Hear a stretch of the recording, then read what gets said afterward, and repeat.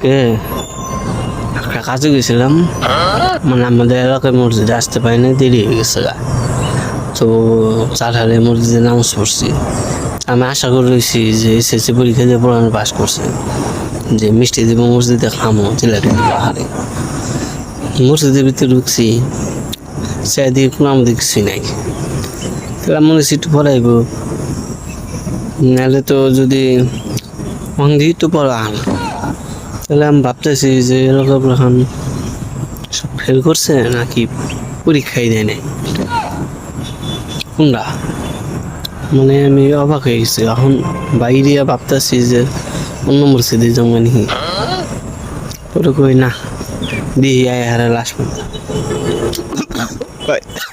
বন্ধ আহে না, আজকে আর খাওয়া হইলো না।